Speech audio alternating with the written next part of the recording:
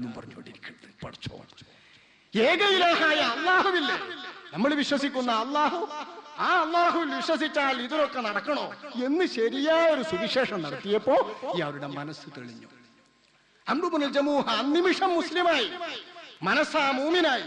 അള്ളാഹുവിന്റെ തിരുഹദ്റത്തുൽ റസൂലുള്ളാഹിന്റെ തിരുഹദ്റത്തിൽ ചെന്ന് വിശ്വസിച്ചു. ആ അംറു ഇബ്നുൽ ജമൂഹിനെ വിശ്വാസത്തിലേക്ക് നയിച്ചത് മഹാനായ അംറു ഇബ്നുൽ ജമൂഹിന്റെ മകൻ മുആദാൻ.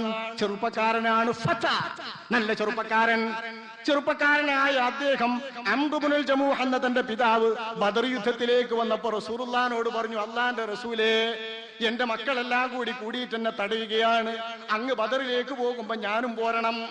ഞൊണ്ടിയാണ് അദ്ദേഹം, കാല് ചട്ടയാണ്, നടക്കാൻ കഴിയില്ല, തക്കട അങ്ങനത്തെ നടത്താണ് അദ്ദേഹത്തിന്റെ നടത്തം. കാല് മുടന്തി അദ്ദേഹത്തിന്റെ നടത്തം കൊണ്ട് അല്ലാഹു സുബ്ഹാനഹു വ തആല വിശുദ്ധ ഖുർആനിൽ ആയത്ത് തന്നെ ഇറക്കിയിട്ടുണ്ട്, ലൈസ അലൽ അഅ്മാ ഹറജ് വലാ അലൽ അഅ്റജ് ഹറജ്. അന്ധന്മാര് യുദ്ധത്തിന് പോയിട്ടില്ലെങ്കിൽ കുഴപ്പമില്ല, മുടന്തന്മാര് യുദ്ധത്തിന് പോയിട്ടില്ലെങ്കിൽ കുഴപ്പമില്ല, ഒന്ന് ഓടാനെങ്കിലും കഴിയണമല്ലോ, അതുകൊണ്ട് മുടന്തുള്ളവർ യുദ്ധത്തിന് പോകണ്ടാന്ന് ആയത്ത്. അംറു ഇബ്നുൽ ജമൂഹ് ബദർ യുദ്ധത്തിൽ നിന്നും അടക്കപ്പെട്ടു. മക്കളെല്ലാം കൂടി പറഞ്ഞു, മുആദ് അടക്കം പറഞ്ഞു, ഞാൻ പോകാം. ആ മുആദാൻ അബൂ ജഹൽ ലഅനത്തുല്ലാഹി അലൈഹി, അഷ്റഫുൽ ഖൽഖിന്റെ ഏറ്റവും വലിയ ഫിർഔൻ, ഇസ്ലാമിന്റെ ഏറ്റവും കഠിന ഫറോവ, ആ ഫിർഔനെ കൊന്ന വ്യക്തിയാണ് മുആദ് ഇബ്നു അംർ ഇബ്നുൽ ജമൂഹ്. ഈ ഉമ്മത്തിലെ ഫിർഔന്റെ വസ്ത്രങ്ങൾ, ഈ ഉമ്മത്തിലെ ഫിർഔന്റെ ആയുധങ്ങൾ, ഈ ഉമ്മത്തിലെ ഫിർഔന്റെ പടക്കോപ്പുകൾ അല്ലാഹുവിന്റെ റസൂൽ വിധിച്ചു നൽകിയത് മുആദ് ഇബ്നു അംർ ഇബ്നുൽ ജമൂഹിനാണ്. അദ്ദേഹം യുദ്ധത്തിന് പോയി. പക്ഷെ അംർ ഇബ്നുൽ ജമൂഹിന് യുദ്ധത്തിന് പോകാൻ കഴിഞ്ഞില്ല.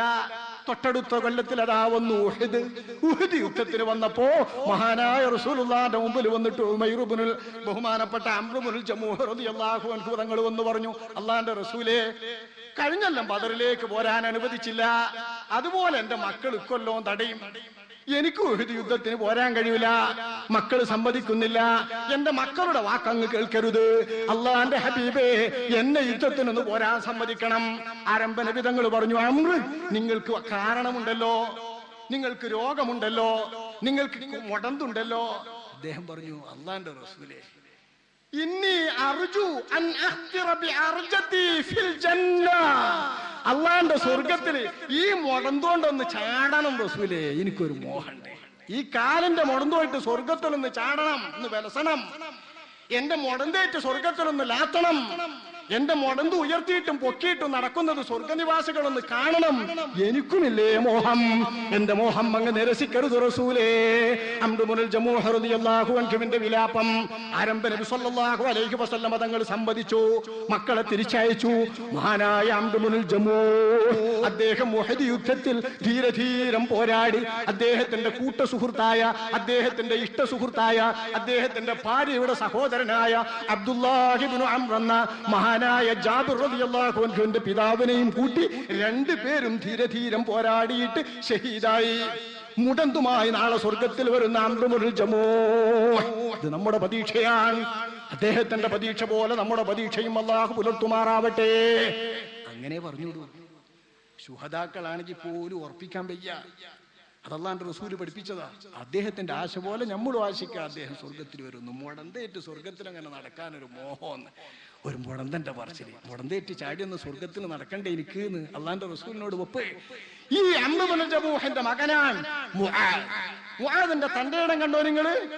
ഉഹദ് യുദ്ധത്തിൽ പോയി ഷഹീദാകാൻ വേണ്ടിയിട്ടുള്ള അവസരം റസൂലുള്ളാഹിനോട് ചോദിച്ച് യാചിച്ച് വാശി പിടിച്ചു മേടിച്ച, സ്വന്തം മക്കളുടെ നിരാശവും അവരുടെ എല്ലാ ഒഴിവുകഴിവുകളും മാറ്റിവെച്ചിട്ട് തനിക്ക് ഷഹാദത്ത് കിട്ടണമെന്ന് മോഹിച്ച അംറിനെ സൃഷ്ടിച്ചതാരാണ്? സ്വന്തം മകൻ, തന്റെ ഇഷ്ടപ്പെട്ട മകൻ മുആദ്, വത്സലനായ തന്റെ പിതാവിനെ ധാർമ്മിക യോദ്ധാവാക്കി മാറ്റിയ മകൻ, ഷഹീദാക്കി മാറ്റിയ മകൻ, സ്വർഗത്തിൽ മുടന്തുകൊണ്ട് ചാടാൻ അവസരം കൊടുത്ത മകൻ. ആ മകന്റെ പരിവർത്തനമാണ്, ആ മകന്റെ വിപ്ലവമാണ് യുവാക്കൾ ഉണ്ടാക്കേണ്ടത്. ആ വിപ്ലവ വീര്യമുള്ള മകനാൻ അഷ്റഫുൽ ഖൽഖ് സ്വല്ലല്ലാഹു അലൈഹി വസല്ലമ തങ്ങളുടെ ദീനിന്റെ ഏറ്റവും കൊടിയ ശത്രുവായ ശത്രുവിനെ വധിച്ചത് നോർക്കുമ്പോഴാണ് യുവാക്കളോട് ഇസ്ലാമിനുള്ള കടപ്പാട് നമുക്ക് ബോധ്യപ്പെടുക. യുവാക്കൾ എന്ന് പറയുമ്പോ ചാപ്പല്യമാണ് അവരുടെ പ്രകൃതമെങ്കിൽ പോലും, നഷ്ടമാണ് അവർക്ക് സംഭവിക്കുന്നതെങ്കിൽ പോലും, എല്ലാ ദൗർബല്യങ്ങളിലും ദുർബല വികാരങ്ങളിലും നശിക്കുകയാണ് അവരുടെ ജീവിതമെങ്കിൽ പോലും, ഇസ്ലാമിനെ സംബന്ധിച്ചിടത്തോളം ഇസ്ലാമിക ചരിത്രത്തിലെ ഏറ്റവും സുന്ദരമായ മുഹൂർത്തങ്ങളൊക്കെയും യുവാക്കളുമായി ബന്ധപ്പെട്ടതാണ്. ഏറ്റവും വിലപ്പെട്ട ഏതെല്ലാം വലിയ അവാർഡ് ലഭിക്കേണ്ട കർമ്മങ്ങളുണ്ടോ, യുവാക്കളുടെ കർമ്മമാണ്. അവയിൽപ്പെട്ട ഒന്നാണ് ഇസ്ലാമിന്റെ കൊടിയ ശത്രുവായ ഇസ്ലാമിന്റെ ഫറോവ എന്ന് റസൂല് പറയണമെങ്കിൽ ആ ഫറോവ എത്ര കഠിനമാകണം. മൂസാ നബി അലൈഹിസ്സലാമിനെ കൊണ്ട് വിശ്വസിച്ച ഫറോവയുടെ സ്ഥാനം അനേക തവണ ഒരു വിശ്വാസിയുടെ അവിശ്വാസിയുടെ പേര് ഖുർആൻ പറഞ്ഞിട്ടുണ്ടെങ്കിൽ അതാണ് ഫിർഔൻ. ഖിയാമത്ത് നാളിൽ തന്റെ ജനതയിൽ നേതാവിയായി വരുമെന്ന് ഖുർആൻ പറഞ്ഞ ഫിർഔൻ, ഇന്ന ഫിർഔന ആലിം ഫിൽ അർദ്, അഹങ്കാരിയാണ് ഫിർഔൻ എന്ന് പറഞ്ഞ ഫിർഔൻ, അന റബ്ബുകുമുൽ അഅല, ഞാനാണ് വലിയ റബ്ബ് എന്ന് വാദിച്ച ഫിർഔൻ, ആ ഫിർഔനേക്കാൾ കടുത്തുപോയല്ലോ എന്റെ ഫിർഔൻ എന്ന് റസൂലുള്ളാഹി തങ്ങൾ പറഞ്ഞത് അബൂജഹലിനെയാണ്. പറയാൻ കാരണമുണ്ട്. എന്തേ? നാളെ മറ്റന്നാൾ വരുന്ന ബദർ യുദ്ധത്തിൽ കൊല്ലപ്പെടുന്ന സമയത്ത് കഴുത്തിങ്ങനെ നീട്ടി മുറിച്ചുമ്പോ എടോ നീട്ടിയിട്ട് മുറിച്ച് നെഞ്ചത്ത് കയറിയിട്ട് മുറിക്കുന്ന ഇബ്നു മസ്ഊദിനോട് നീട്ടി മുറിക്കടോ. കടത്തറക്കുന്ന നേരത്ത് നെഞ്ചിൽ കയറിയിരുന്ന് താടിക്ക് പിടിച്ചുകൊണ്ട് കടത്തറക്കുന്ന തന്റെ യോദ്ധാവിനോട് പറഞ്ഞ കിങ്കരനാണ് ഈ ഫിർഔൻ, ഈ ഉമ്മത്തിലെ ഫിർഔൻ. നേരെ മറിച്ച് മൂസാ നബിയുടെ ഫിർഔനോ ആമന്തു ബിറബ്ബി മൂസാ വഹാറൂൻ, മൂസാ നബിയുടെയും ഹാറൂന്റെയും റബ്ബിനെ കൊണ്ട് ഞാൻ വിശ്വസിച്ചു എന്നാ മുങ്ങിയപ്പോ പറഞ്ഞത്. മരിക്കാൻ നേരത്ത് വിശ്വാസം പ്രകടിപ്പിച്ച ഫിർഔൻ അള്ളാഹു രക്ഷപ്പെടുത്തിയില്ലെങ്കിലും, ആ വിശ്വാസം അള്ളാഹു കണക്കെടുത്തില്ലെങ്കിലും, ബഹ്സിന്റെ ഈമാനെങ്കിലും ആ നേരത്ത് വിശ്വസിച്ച ഫിർഔനും സമാനനല്ല ഈ ഉമ്മത്തിലെ ഫിർഔൻ.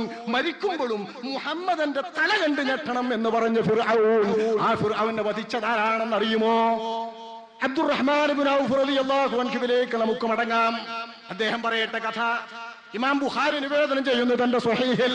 അബ്ദുറഹ്മാൻ ഇബ്നു ഔഫ് റളിയല്ലാഹു അൻഹു പറയുന്നു, ഞാൻ ബദർ യുദ്ധത്തിൽ അണിചേരി നിൽക്കുക, സുന്ദരമായ അണി, വളയാത്ത അണി, വളവൊക്കെ നബി തങ്ങൾ തന്നെ നീർത്തിപ്പോയ അണി.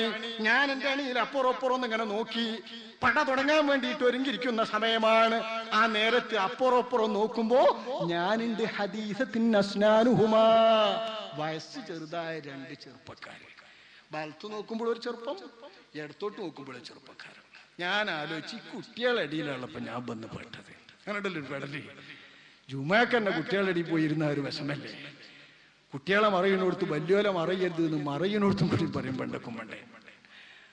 അതാ കുട്ടികളെ, ഈ കുട്ടികളെ രണ്ടാളടിയിലുള്ളപ്പോ ഞാൻ പെട്ടത് അബ്ദുറഹ്മാൻ ഇബ്നു ഔഫ്. കാരണം ഒരു സ്വഹാബി, വർത്തക പ്രമുഖനായ സ്വഹാബി, പ്രമുഖനായ അശ്റത്തുൽ മുബശ്ശരീങ്ങളിൽപ്പെട്ട സ്വഹാബി. അദ്ദേഹത്തിന്റെ അപ്പുറം രണ്ട് ചെറുപ്പക്കാരാക്കും മൂപ്പര് പറഞ്ഞാൻ രണ്ട് ഇവർ രണ്ടാളെക്കാൾ കരുത്തരായ രണ്ട് മനുഷ്യന്മാരടിക്ക് എത്തുള്ളൂ എന്ന് എഴുതിയിട്ട് ഇങ്ങനെ നിൽക്കുമ്പോ വലത്തുള്ളൂ എന്നെ മെല്ലെടുത്തുകൊണ്ട് യാ അമ്മി, ബഹുമാനപ്പെട്ട പോലെ അങ്ങനെ വിളിക്കുക യാ അമ്മി. നോക്കി അതൊക്കെ നമ്മൾ അറബികളിൽ നിന്ന് കണ്ടുപിടിക്കണം. യാ അമ്മി, പിതൃ സഹോദര എന്നാണ് ഈ വാക്കിന്റെ അർത്ഥം. പിതാവിന്റെ സ്ഥാനമാണ് വയസ്സിൽ മൂത്തവർക്ക് അവർ നൽകുക. സ്വന്തം സമപ്രായക്കാരാണെങ്കിലോ യബ്നഅമ്മി, എന്റെ പിതൃവ്യ പുത്ര, എളാപ്പാന്റെ മോന് മൂത്താപ്പാന്റെ മോന്. എളാപ്പാന്റെ മൂത്താപ്പാന്റെ മക്കളാ സമപ്രായക്കാര് മുഴുവൻ. എളാപ്പാരോ മൂത്താപ്പാരോ ആണ് വയസ്സിൽ മൂത്ത കാരണവന്മാരൊക്കെ. അബ്ദുറഹ്മാൻ ഇബ്നു ഔഫിന്റെ കുടുംബക്കാരനല്ല, അൻസാരികളിൽപ്പെട്ട സഹാബിയാണ് ചെറുപ്പക്കാരൻ. കൈ പിടിച്ചിട്ട് പറയുന്നത് യാ അമ്മി, എന്റെ പിതൃവ്യ. എവിടെയാ അബൂജഹല്?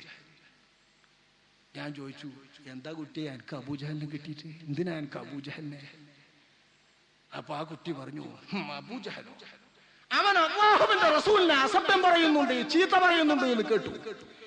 ഈ ജനങ്ങളെ മുഴുവൻ ഇങ്ങോട്ട് കൂട്ടിയത് അബൂജഹലാണെന്ന് കേട്ടു.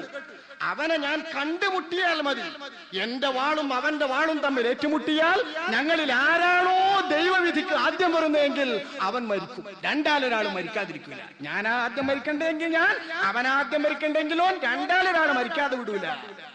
ചെറുപ്പക്കാരൻ എന്റെ കൈ തോണ്ടിയിട്ട് പറഞ്ഞ ചെറുപ്പക്കാരൻ. ഞാൻ ഓന്റെ പൗറും കേട്ടിട്ട് ഇങ്ങനെ നിൽക്കുമ്പോ ഇടത്തോൻ തോണ്ടിയിട്ട് ചോദിച്ചു, യാ അമ്മി അയിന് അബൂജഹൽ, അബൂജഹൽ എവിടെയെന്ന്. ഓനോ ഇവൻ തമ്മിൽ പറഞ്ഞ വർത്താനം ഓൻ കേട്ടിട്ടില്ല. ഓനോട് ചോദിച്ചു, ഞാൻ എന്തിനാ കുട്ടി എനിക്ക് അബൂജഹലിനെ? ഓനും പറഞ്ഞു, ഇതല്ലേ അബൂജഹലിനെ കിട്ടിയാല് ഞങ്ങൾ രണ്ടാലൊരാൾ മരിക്കും.